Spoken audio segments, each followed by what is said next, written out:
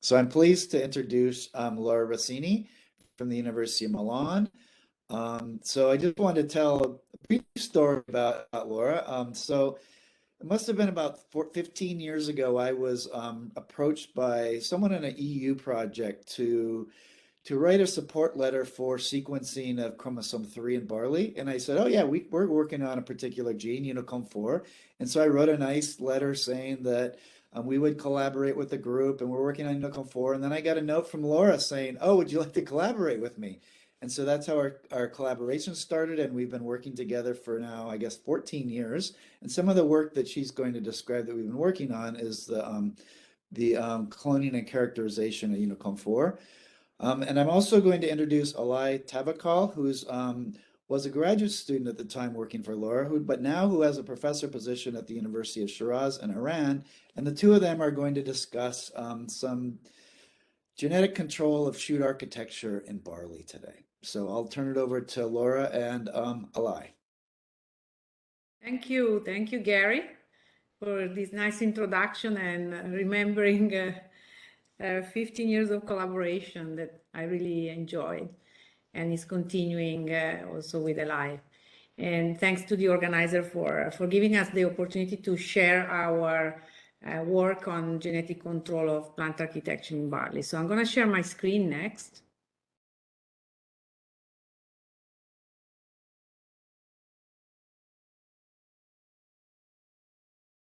And ask if you can see my first slide. Yes. Mm-hmm. Okay, great. Okay, so yes, the talk is divided in two parts. I'm going to speak first, giving an overview of some ongoing projects in my team here in Milan. So I'm going to talk mostly about unpublished and ongoing work, so kind of progress almost of what we are doing. And then in the second part, Alai Tavakol, that was formerly working in my group and is now running her own group in Iran, will tell you more about that specific story about Unicom 4 that Gary mentioned in his introduction. So I'm going to use a laser pointer. Okay, so research in my group is mainly centering around the discovery and functional characterization of genes and pathways involved in barley plant morphology. And over the years, we've been working on spike architecture, tillering, culm morphology, leaf angle, and size. And as we are geneticists, we tackle these questions by exploring allelic diversity in both mutant and germplasm collections by combining approaches such as molecular genetics, genomics, positional cloning, association mapping, and recently image analysis-based phenotyping. And ultimately, we hope that the information and the tools that we generate will be useful to support the development of new ideotypes and new varieties that can be fitting the needs of future agriculture.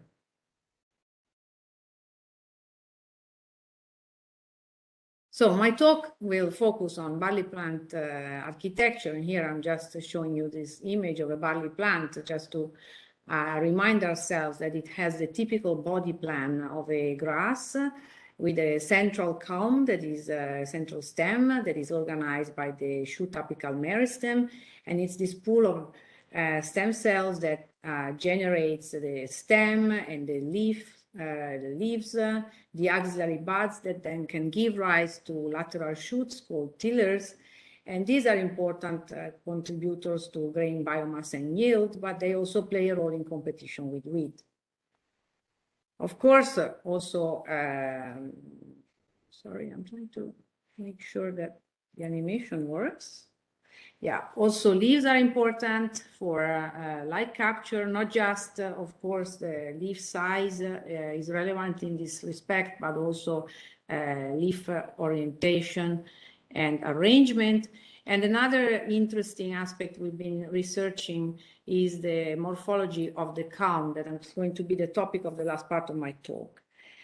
And so to dissect these traits from a genetic point of view, obviously mutants are interesting tools. And I'm illustrating this just by showing this gallery of barley tillering mutants, where you can see visually some that have high number of tillers, some that have a low number of tillers.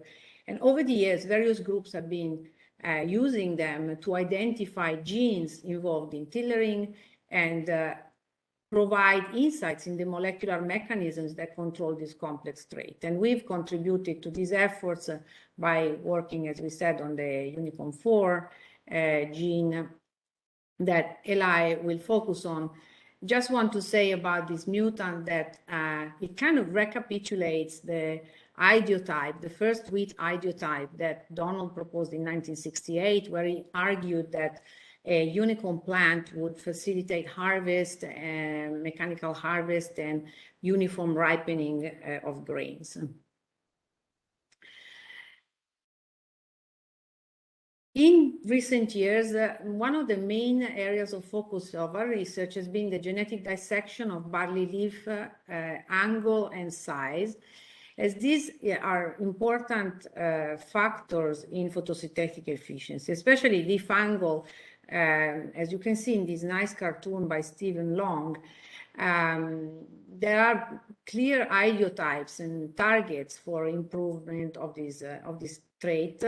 As illustrated here, the ideal canopy is a canopy where the apical leaves are more erect and less erect as you go down the different canopy layers, facilitating a better penetration of photosynthetically active radiation throughout the various canopy layers, and overall an improved photosynthetic efficiency. This is the smart canopy idiotype proposed by Donald Orth and others. So this is a topic that is relatively less studied in barley compared to other crops, but in maize what we know is that genetic improvement of canopy architecture through selection of erect leaves has allowed much denser plantings. Just to give you a figure, in the 1930s, normally in a maize field you would have about 30,000 plants per hectare, compared to now where you have 75,000 plants per hectare. And this was one of the main drivers in increasing maize yield under field conditions. So one of the challenges, of course, in studying this trait is to phenotype this trait accurately. And in order to address this challenge, we've been using this smartphone application called Pocket Plant 3D that was developed by colleagues here at the University of Milan, that can be used to collect different types of data from leaf insertion angle to leaf inclination angle, which is different angles following, let's say, the bending of the leaves, and that are summarized in an index called bending index. These, together with just standard visual scoring of leaf angle, allowed us to study different genetic resources. So in the context of the BARPLUS project, in collaboration with the University of Silesia in Poland, we ran a screen on the Hortillus tilling population. This is a tilling resource that was developed by the Polish group by mutagenesis of spring turo cultivar Sebastian with different chemical mutagens, and can be screened in both reverse genetics mode and forward genetics mode. So here is our forward genetics workflow. We started a few years ago looking for mutants in canopy architecture traits. We initially identified over 20 lines that had increased tillering and or erect leaf angle. And then we phenotyped them again under field conditions in Italy. This initial screen was in Poland, the second screen was in Italy.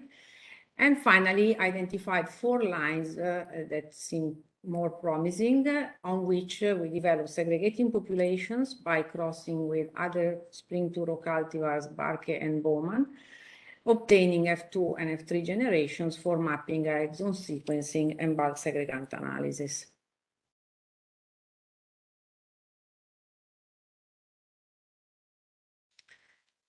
So this is some results from the screen that we ran under field condition in Italy. This was work done by Salar Sharaf, a postdoc working in my group. And in this principal component analysis, you can get a picture of the distribution of these mutants for a number of different morphological and agronomic traits, including tiller number that was measured at different time points, on length, flag leaf length, leaf angle, of course, spike length, spike weight, and so on. And this visualization allows to compare and contrast the different tilling lines with the background cultivar Sebastian, shown with this green circle, and allowed us to single out some mutants that showed clear discrepancies with the background. So, for example, these two lines showed contrasting phenotype for tiller number, and these two blue lines showed contrasting phenotype for leaf angle. So here I'm going to just show a couple of slides about these two lines for leaf angle. This is work done by my PhD student, Abhishek Bishwash. Abhishek developed these segregating populations for these mutants, for these erect leaf mutants, and used a variety of approaches to carry out bulk segregant analysis in collaboration with Salar Sharaf.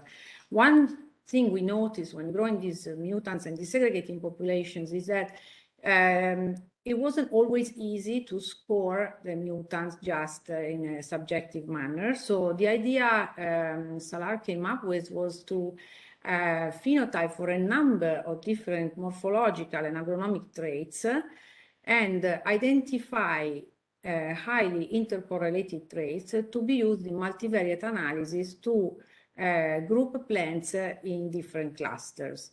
So here is the kind of approach that he used. So of course, we are interested in mapping the locus for leaf insertion angle and bending index. So focusing on these two traits and traits that were highly correlated with these two traits in F2 progenies, it was possible to cluster plants as shown here. So in this cluster, we have F2 segregants that cluster together with the mutant parent as shown here. And in this cluster, instead, we have F2 segregants that cluster together with the wild type parent. Using this approach, we built bulbs for mapping by sequencing, by exome sequencing, and position this trait on the chromosome 5H. Using the exome capture data, we were also able to find a highly disruptive mutation in a candidate gene. This is a splice site mutation in a gene that actually was already characterized in barley. It's the barley ortholog of the DEP1 gene that was previously shown by Ilka Brown, Mats Hansson, and co-workers to correspond to the REE semi-dwarfing gene that was made famous by cultivar Golden Promise. So this is instead an ongoing work. This is another Ortillus erect leaf mutant that we are mapping at the moment. At the moment, we have a position on the telomere of chromosome 7H, confirmed by both mapping by exome sequencing and SNP array bulk segregant analysis. So obviously, this is something we will follow up, trying to identify again a candidate gene and a candidate mutation. So this is an example of trying to identify new mutants for leaf erectness beside the classical mutants that have already been studied by others. But we're also interested in studying this trait in natural germplasm, let's say, not induced mutagenesis. So for this, we decided to take advantage of the Wheelbead germplasm collection. This is a collection that was created in the context of a European project. It's a collection of over 500 lines encompassing a wide ecogeographic range and including many land races as well as cultivars. We focused on a subset of 247 lines that are representative of both 2 and 6 row and both winter and spring germplasm, for which we have in excess of 370,000 SNPs from exome sequencing. We grew these lines under field conditions in collaboration with the group of Luigi Cattivelli in Fiorenzuola, and later again under greenhouse condition, and phenotype for different traits, again, leaf insertion, bending index, and different leaf size traits.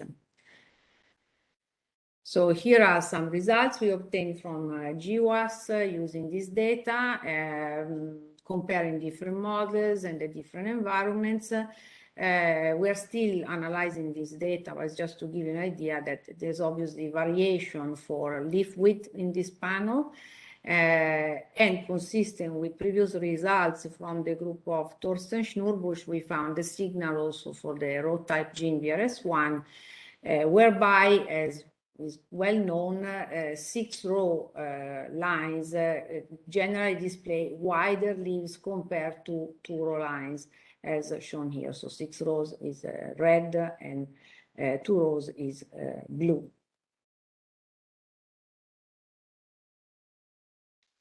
We also try to run GWAS for leaf insertion angle. This is a complex trait, but we were happy to find some peaks. So again, this is ongoing work. In this case, the effect of row type doesn't seem to be so relevant or so consistent, but there are other peaks that can be analyzed. And so this is again ongoing work in the group. So to summarize this first part of my talk, what I can say is that we can find allelic diversity for leaf angle and size in both mutant and germplasm collections. We have been combining mapping by sequencing with this multivariate analysis approach for bulk selection. And with respect to GWAS, we found some market trait associations that need to be validated with more analysis, comparing different models and results, of course, from both our field and greenhouse experiment. Clearly, the open question is whether these GWAS loci overlap with no mutants or candidate genes. There are some important pathways known also from research in rice, for example, affecting leaf angle, such as the brassinosteroid pathway. So this is an obvious target also for candidate gene identification. In the second part of my talk, I will take you to the main axis of the plant, the stem, and we became interested in culm morphology in relation to lodging, which is a target for breeding since a long time. It was initially, of course, improved by introduction of semi-dwarfing genes, and there are many examples, not just in barley, but it remains one of the major causes of yield loss in cereals and in barley in particular. So research in rice shows clearly that there are different morphological traits of the culm that have an important impact on the ability of the plant to support a heavier panicle, lodging resistance, biomass production, but also as a way to improve source silk translocation. So here you see a cross-section of a barley internode. It's a hollow structure. It's kind of a tubular structure somehow, where you can see different parameters, geometrical parameters such as diameters, thickness, and so on, that can be measured, and these measurements can then be used to derive some geometrical parameters such as section modulus that represent also in engineering indexes for mechanical resistance of this kind of hollow structures. So again, phenotyping is the main point to dissect the trait. So to dissect this trait, we developed a dedicated protocol. This was work done by Gianluca Bretagni, a former PhD student in my group. and decided to target, first of all, a clearly recognizable internode, which is the second basal internode, as a critical site for lodging. So the protocol starts with identifying the internode, dissecting it, scanning the sections for obtaining high-resolution images, and then these images are analyzed through custom scripts developed in ImageJ to extract a number of parameters, and these parameters are later used to run genetic analysis, deriving also the parameters I mentioned before. So this protocol was applied to phenotype a collection of 261 European barley lines and land races, including 2-row and 6-row. Here you see the 2-row cluster and the 6 rows divided in 2 subgroups, land races and cultivars, that were tested under field condition in 7 different environments in Italy, Spain, Scotland, and Finland.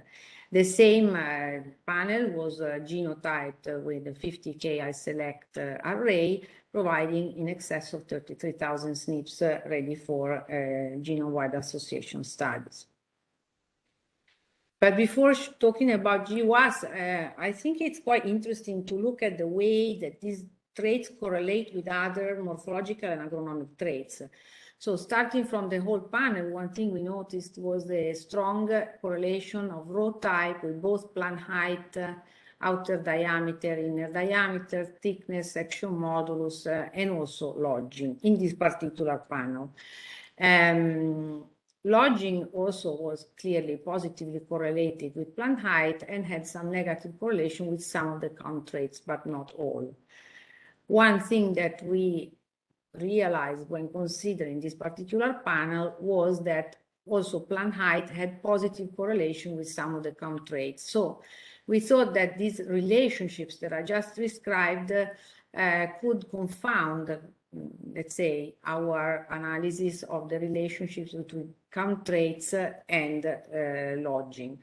Therefore, we also consider the 2 subsets, 2-row and 6-row. And in these cases, the relationships between lodging and count traits became clearer. So here you can see that lodging is significantly negatively correlated with both inner and outer diameter, thickness, and section modulus. And this was the case both for the 2-row subpanel and for the 6-row subpanel. So based on these results, we decided to run genome-wide association studies on the whole panel, but also on the 2 row type subsets, and identified a total of 192 QTLs, some of which are specific for each panel, some are shared between 1 or more panels, and so on. Also, we had many data, so some of these QTLs are specific for specific traits, some QTLs were shared between multiple traits, so obviously we have a certain degree of complexity, and in this complexity we were particularly interested in QTLs that were stable across environments, because many of these QTLs had significant genotype by environment interactions. So in the next slide, I'm just showing a summary of the QTLs that were identified as stable across environments, where blue dots represent trait-specific QTLs and red dots represent QTLs associated with multiple traits. So considering, for example, count morphology, what we were looking for were QTLs that were specific for count morphology, such as diameter, section modulus, and so on, but were not significant for plant height, because otherwise, let's say, we would probably have a pleiotropic effect that would not be desirable for our purposes. So looking at this kind of QTLs, we found some on chromosome 4, for example, chromosome 5, and chromosome 6. And we are working on further analyzing these genomic regions. One question we had was, do these markers associated with these QTLs, do they have a positive effect in terms of lodging resistance? And here is just a table of some of these SNPs associated to CAM traits. So for example, outer diameter, section modulus, etc. stable across environments. And for each of them, we checked the allelic effect on lodging. And the ones shown in green are the ones that are able to significantly decrease lodging in our trial. So what was interesting is that the allele that decreases lodging is the allele that increases either outer diameter or inner diameter or section modulus. So now, of course, we are focusing on some of these QTLs. This is an example of a QTL on chromosome 4H that was located in an LD block of about 1.6 megabases, where there is a relatively contained number of gene models. And so we are now looking at this region to further characterize it. We identified lines that have contrasting haplotypes for this region, developed crosses to develop segregating populations, and now we are in the final stages of obtaining double haploid lines that will be grown under field conditions to better understand the segregation and the allelic effect. So to summarize my talk, the second part, we have developed an image analysis phenotyping approach that proved valid for obtaining quantitative data for plant morphology and found significant genetic diversity for these traits in our barley collection. Using multi-environment GWAS, we were able to find both main effect QTLs and QTLs with significant interactions with the environment, and some of the stable QTLs that increase diameter and section modulus provide a possible avenue for improving lodging resistance. For selected QTLs, we are developing crossing populations to better study their effects and searching for candidate genes to be validated by tilling in the context of the Barista project. In parallel, we also started screening for mutants with big CAMs in collaboration with the University of Bologna, and we found a couple of Tilmore lines with bigger CAMs, so we are looking forward to studying more their phenotypes. So here is just an acknowledgement to all the people that have participated in this project. In orange are the names of the people in my group and collaborators groups that have been engaged on the LEAF project, and in blue the many people that have been involved in the CALM project in the context of CleanBar and Barista. Thank you for your attention. And I will hand over the microphone to the next speaker. So.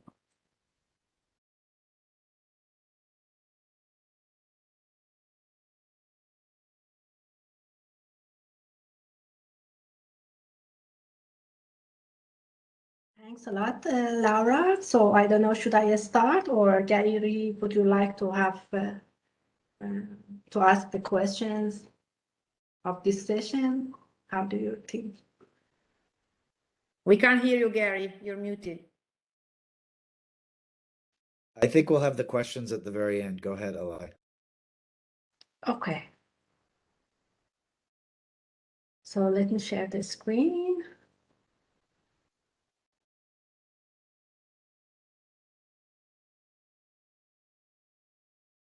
Is it okay? Can you see my slides? Okay, fine. Okay, thanks a lot, Laura, for the nice presentation, and thanks, Gary, for hosting this webinar. Here under the title of this webinar on genetic control of plant architecture in barley, I'm going to present the results of a long-term project we had with Laura and Gary on the COOL4 gene that controls barley shoot development.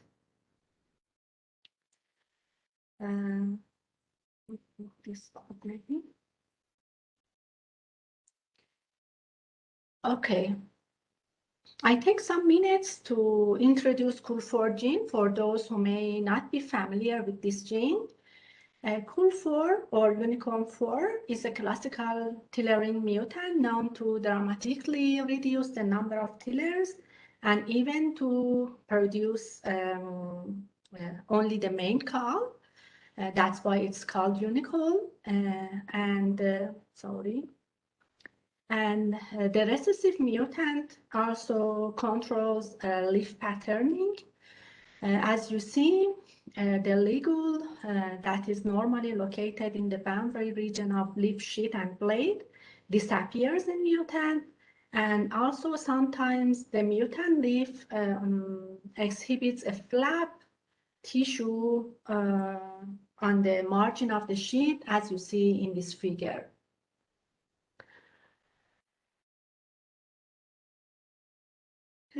In contrast to wild-type plants that usually contain a single axillary bud developing in leaf axil, as you see in this picture, occasionally two or multiple axillary buds were observed in mutant seedlings on around 1 week stage. However, the number of active leaf axils harboring axillary buds over the critical period of tillering development, it means from 2 to 5 weeks after planting, were significantly lower in all CUL4 mutants compared to their wild-type backgrounds. That taken together, these results show that the CUL4 gene promotes axillary development, controls the number of leaf axils that form axillary meristems, as well as the number of axillary meristems formed in a single leaf axil.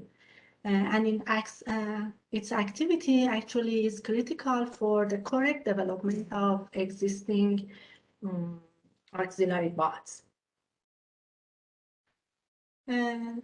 The gene was mapped on 3HL telomic region that then, through classical map-based cloning on nearly 5,000 F3 plants and using Illumina Golden Gate assay genotyping, we were able to go down to a back library provided by Niels Stein with only 4 annotated genes on it. There was also a famous tillering gene nearby the region, but by this high-resolution mapping approach, it was ruled out as a candidate gene. But among these 4 annotated genes with unknown function, there was a BTP anchoring repeat gene that is homolog to Arabidopsis, blade on petiole or bob gene, with no mentioned effect on branching, but some effects in leaf patterning. So it was the first time that a BTP anchoring repeat gene was discovered to control branching in monocots.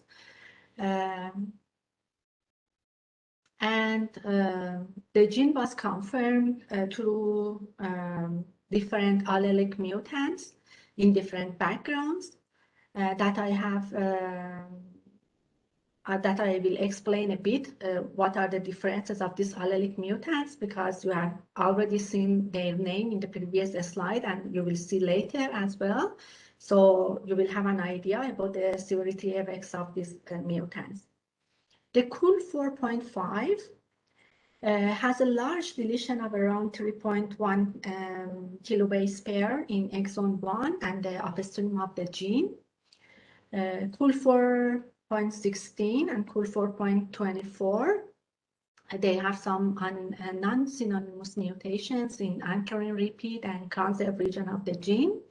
And there is a tilling line with a premature stop codon.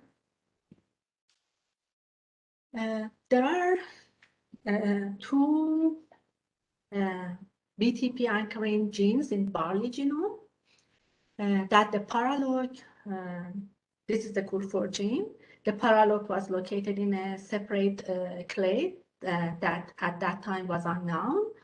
But a year later, Niels' group showed that this is actually the LAX-A gene that mainly controls the internode length of inflorescence. These two Barley homologues contribute independent effects to barley development. But the two Arabidopsis both genes located in the same clade here, as you see, they act redundantly. There are also three rice both genes that in 2019, Kyozoka group showed that the triple mutant regulate the blade to sheath ratio in rice, and all the three genes act redundantly. While the gene was classically known as a tillering gene and involved in leaf patterning, but working with this mutant over years, we noticed that there are even other differences between the wild type and mutants. The mutant plants were taller. The apical nodes area and the cone diameter were enlarged.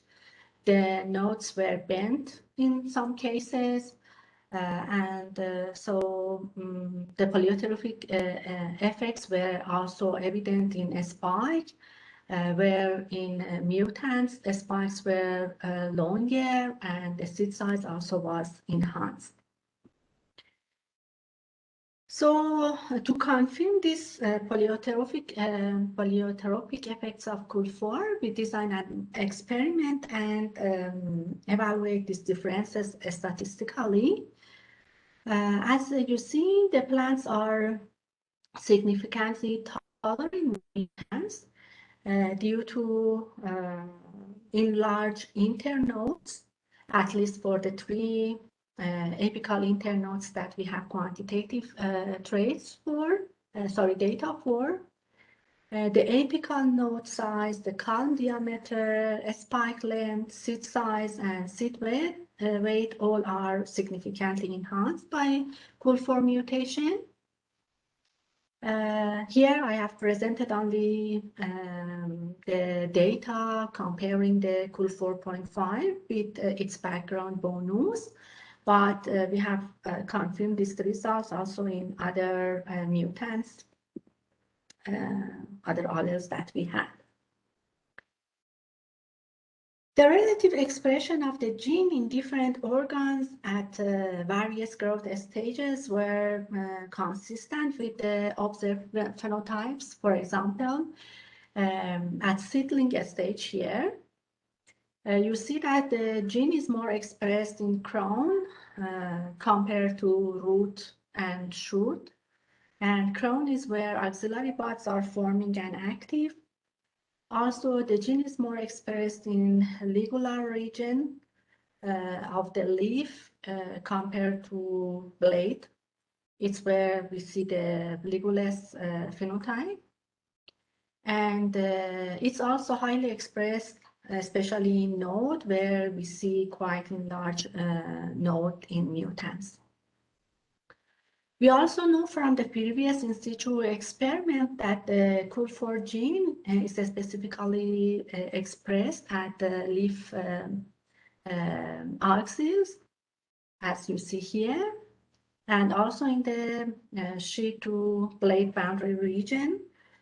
So it clearly shows that the gene guide development of axillary bud and the ligule by being expressed in these specific parts of the plant.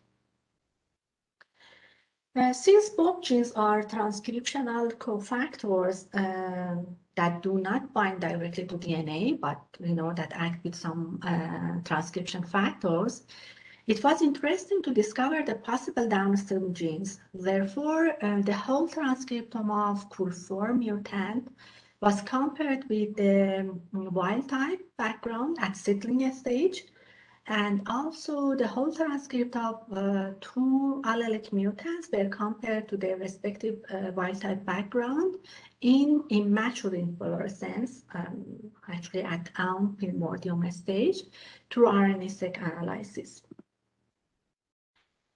The pathway enrichment analysis indicated that alpha-linolenic acid metabolism pathway that leads to jasmonate is significantly upregulated in mutant in both seedling and inflorescence organs. As you see, there is a clear path of differentially expressed gene between the wild type and mutant that are shown in different colors based on the if they were differentially expressed in seedling or in inflorescence or in both.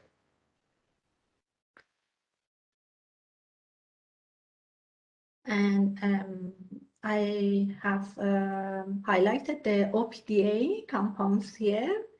That is an intermediate compound in this pathway because we measured this one. Both OPDA and jasmonate were significantly higher in mutant in compared to wild-type background in internode and in mature inflorescence, where actually the morphological effects also, as shown in the previous slides, are affected. And when we look at the OPDA and jasmonate content in different parts of the plant, it means the leaf sheath, blade sheath boundary region, basal leaf blade, and distal leaf blade.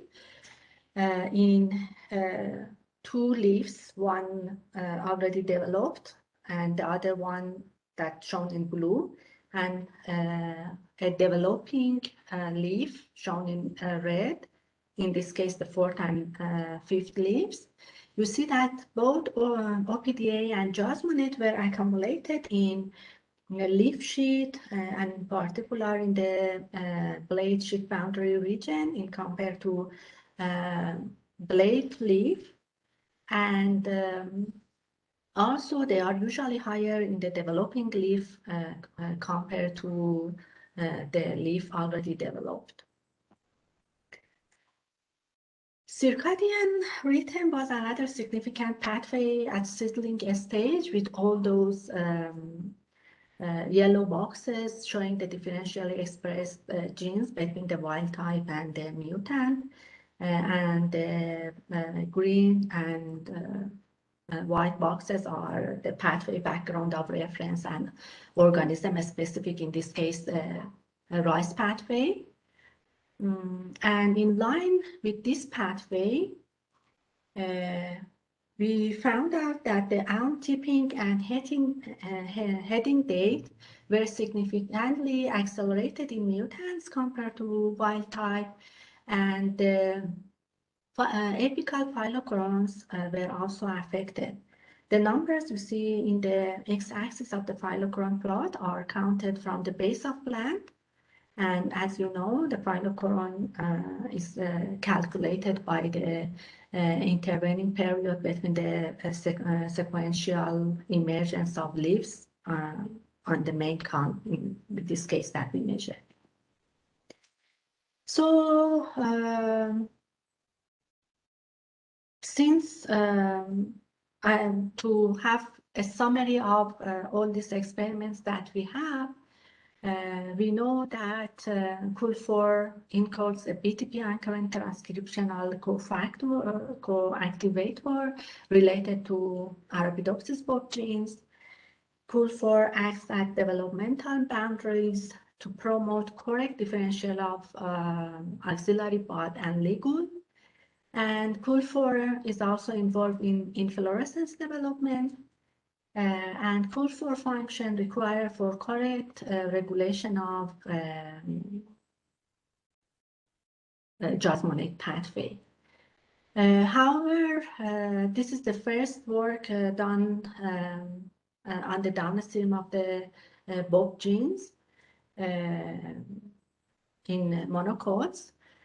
So there are still several open questions that can be followed to see how the gene works. For example, Sarah McKim has published a very nice paper on Apetala2 showing that it modulates the jasmonate pathway and controls internode elongation, and many other questions like how is the redundancy between the two paralogs in Barley, and many other questions that if you are interested, we can talk later.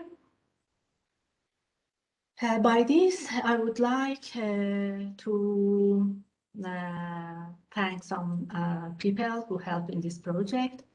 As I mentioned at the beginning, this work is the result of a long-term collaboration with Laura and Gary, that both are really wonderful people to collaborate with, and I was lucky to work with them. It was a great pleasure for me. During all these years, starting from the European Twisted Genome Project for me. So I would like to acknowledge their teams as well. Irene Fontana, who was involved in measuring jasmonate-related compounds. Marta, who helped us in phenotyping plants. From Laura's group, Shane Heinen and Ron Okagaki from Gary's group.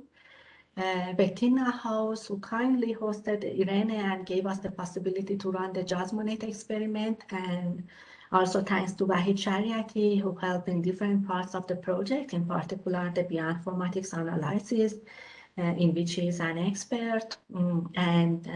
This project was partially funded by European Twisted Genome, USDA, and Pietro della Valle grants.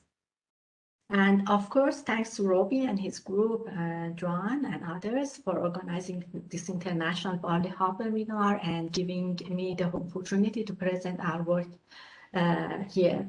Thanks to all of you for your time listening to my presentation, and ready for any questions. Thanks a lot. Thanks, Laura. So I'll start with a comment in the chat from Sarah McKim.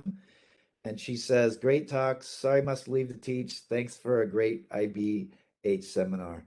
And so I'll get to a couple of questions. So Robbie has a question to Laura that said, did you put the location of all the characterized brachitic mutants on your GWAS Manhattan plots, even roughly, to see if there were any obvious links with the traits you measured?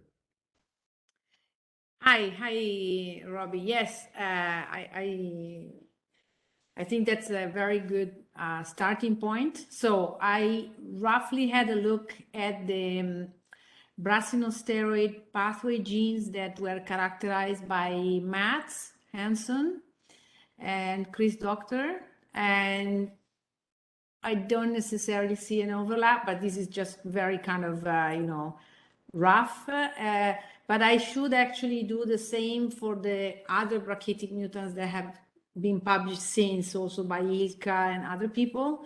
So I think I should be a bit more systematic about that, let's say, but definitely is the way to have a look. And that is also a bit the answer to your other question. Of course, when you do GWAS on such a small, for example, if we're talking about the, for example, the ClinBar panel, the one on which we did the calm work, that is just over 200, and especially the spring to roll panel, the LD is quite high, let's say. It's difficult to narrow down a region. That's why we've been doing this crossing, okay? So that's why we've been starting to develop crossing populations, making sure that, all that kind of haplotype block was segregating in order to run basically classical QTL analysis on those loci, on those genomic regions. I don't have a better answer, I'm afraid. But yeah. No, I think it's something a lot of us are struggling with, is when you get something that's really complex, how do you identify something, one of these associations that's significant enough to follow up? Yeah, for us, let's say, once we factored in, okay, if I talk about the leaf work, it was only 2 environments, so I cannot really comment about, environmental stability of those QTLs.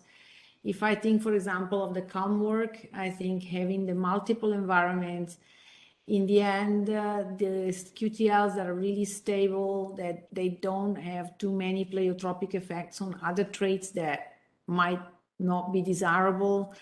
I mean, we were able at the end to narrow it down to 3 QTLs we're interested in of the 192. When I saw 192, I was a little bit okay, where do we begin? But if I start discarding all the ones that have very strong interaction with the environment or pleiotropic effects on other things, or at the end, at least in that particular set of germplasm, we found some targets. We will see if we made the right choice of those targets only when we have more results. I just wanted to share what's going on in the group. So I know it's not finished stories, but the spirit of the series is also to share with the community what we're all up to.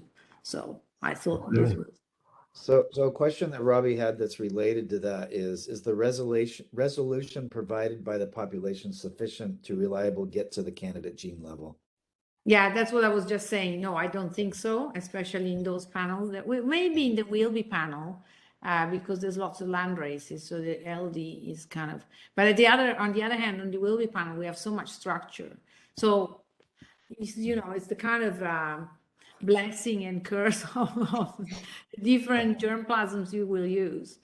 So I don't think, at least in my experience, we never could get to regions that we could just say, okay, that's it. I mean, for that QTL for count diameter, which is in 1.6 megs, we have taken a bit of a gamble and we are tilling a candidate gene just because we had a feeling about that gene, but we may be wrong, So resolution is obviously where it is in the genome. Sorry? Ivan has a question. Go ahead. I think Robbie had a comment first. Oh, sorry. No, I was just saying that I think it depends. Resolution depends, of course, where the gene is in the genome. So if you're really lucky and you get it in a highly recombinogenic region with lots of markers, then you might have a good chance. But when you're in that centromeric region, resolution is going to be a problem. So that's actually, it's funny because I come from this morning, one of my students graduated showing results on this, and the committee was asking exactly that. They noticed that the 3 count QTLs were focusing on alteromeric, and they were asking, why are they alteromeric? We said, well, basically because they are QTLs in a spring to row coming from a spring to row germplasm pool, where basically the centromeres are all the same. So there is no genetic diversity in the centromeres. So of course, any QTLs we might find are all stuck in the telomeres just because that's where the diversity is in that gene pool. So yeah. It's a good reason for using that gene pool, actually. Yeah, exactly. So you're sure you're not going to end up in the wrong spot. So go ahead, Ivan. Yeah, so I mean, a bit along those same lines, I wonder if, for example, looking a bit at candidates might actually help. Like, I mean, are you aware of any, for the Colm project in particular, are you aware of any genes from rice or maize or maybe even Arabidopsis that are controlling, for example, the width of the stems, that maybe you could see if they are actually located in any of these regions, actually? Yeah, of course. Yeah, of course. Yeah, there's literature in rice.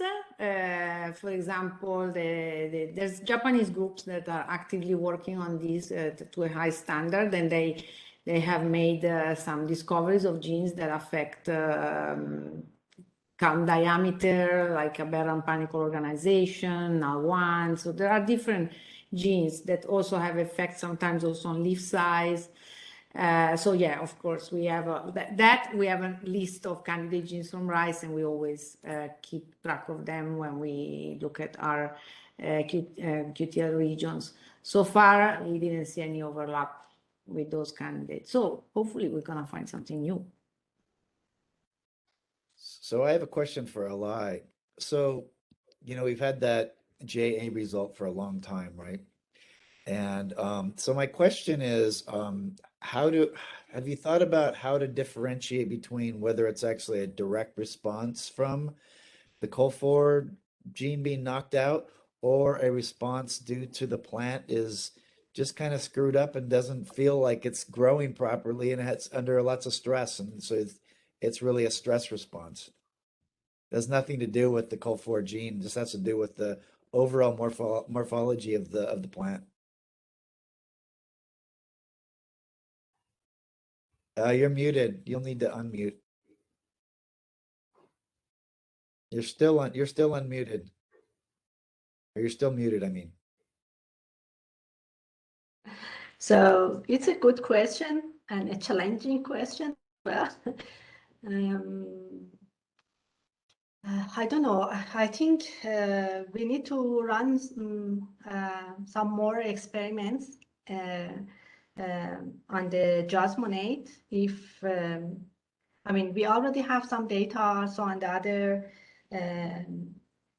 tissues, and we always use at least 2 mutants to confirm the results. So even for some of the measurements, they are not that consistent, so I didn't present those.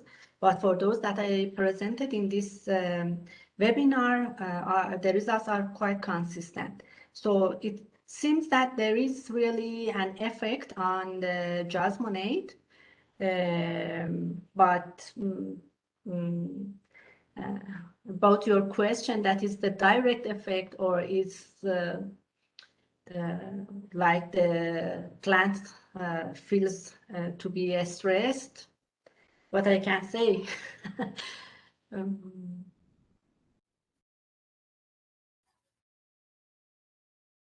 I don't have any answer right now. But I think the jasmonate story and some other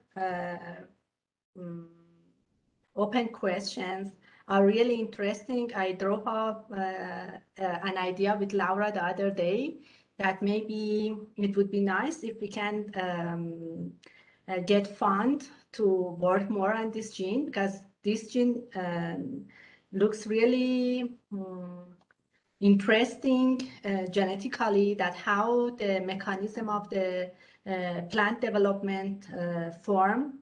And this is the first study working on the downstream genes. So I think there's still many questions to be answered, but at the moment the project is not funded anymore. If we can get some fund, I think we can answer also your question better later. Ivan has another question, I guess. No, I just wanted to give my opinion about it. I feel that, I mean, from my experience with jasmine, I think that I would not necessarily think that this is an effect of stress, unless, I don't know if you've analyzed, for example, a cell histology or tissue histology, sorry, in some of these, in the COL mutant, because, I mean, if there is no problems, for example, with cell walls or so on, I would rather tend to believe that this is really maybe an overactivation of the synthesis of the jasmonate, right? I think, I mean, of course, this is an experiment that probably is difficult in barley, but maybe one thing to test would be if this transcription factor is able to activate, or the lack of this transcription factor rather is maybe somehow related to the expression of these jasmonate biosynthesis enzymes. Another way to do it, of course, would be if you had a mutant on jasmonate to cross to the COL, and actually we have one that we generated by CRISPR recently. So maybe you would like to try to cross it to your COL mutant to see if that suppresses its phenotype, right? Oh, yeah, that would be cool. I mean, that would be very nice. Yeah, I think that's a really cool awesome. idea. I think it's actually, if I can add my comment, I think it's probably genuine effect, because also Sarah's work on the Apetala 2 on the Zeo Clay shows that jasmine is involved in internode patterning. So I think that there are these effects that we are uncovering from some mutants that act on this pathway. So that's the interesting side of it, that we might uncover functions in development that maybe haven't been spotted before, or maybe they are just concomitant effects. One thing is the developmental effect, and another one is the one on jasmonate. We can't tell right now. We can't untangle. So I think that what Ivan just said is very interesting, because it would be a good tool to untangle potential separate functions of the gene in development and in the jasmonate pathway. So that is. I will. But also we will take you on this one. Yeah, that's a good idea, but I would add also that since we identified the jasmonate pathway through the whole transcriptome analysis, and we didn't see any effects on any other stress pathway. It was the only jasmonate was the only pathway that came out to be significant. I think maybe give a clue to say that is the direct effect of the gene, but of course it can be validated by other ways. Well, so anyways, I think it has a direct effect, but I'm just wondering about the evidence. We have and I can add that we have a feeding study on barley seedlings as wild type, and we only got it to work once, but we saw the plants show a dose response to, so the higher level of jasmonate we added, the more ligulous phenotypes we saw. So we saw the actual leaf phenotype in the feeding study, but we only could do it once, and we have never been able to repeat the experiment, and I'm not sure why. Well, I think that experiment was true for sure. I mean, I believe in this, but okay, you said you don't want to show it. Are there any other questions from the audience or comments?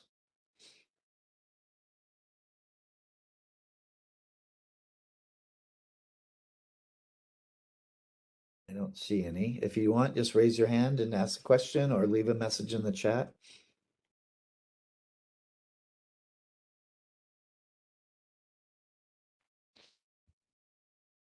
Not, I guess I will thank Eli and Laura for their really interesting and nice presentations, and generated some discussion and hopefully a new collaboration on this project. I think Robbie has a question, but I just wanted to thank them first. But go ahead, Robbie. Thank you, Gary. No, thank you again, both of you as well, from everybody, I guess. But all I wanted to say was to remind people that this seminar series that we're trying to establish is just the start of trying to pull our community back together again. And if you have any ideas of what else we could expand that to, please get in touch. Ivan's already sent some suggestions a couple of weeks ago, which I've shared with some other people around about how we might progress things into effectively working groups, for example, that'll get common interests. But if you have any other ideas that you'd like to share and perhaps would even like to lead, then please get in touch, and we'll try and make these smaller communities, try and assemble these smaller communities and get people talking to each other. So thanks again, Laura. Thanks, Elahi. Great talk, great stuff. Look forward to seeing the paper. Yeah. Thank you.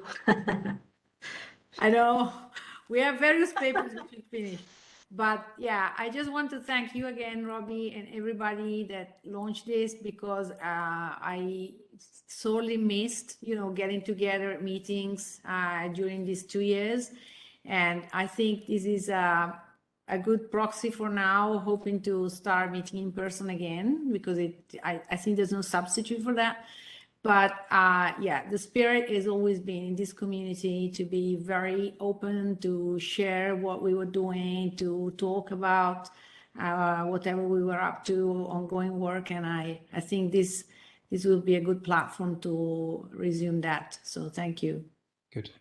There is one thing I have to add to that as well, that in a month's time, we've called this the Barley Community Initiative. The next Barley Community Initiative, or BCI, talk will be given by Pat Hayes.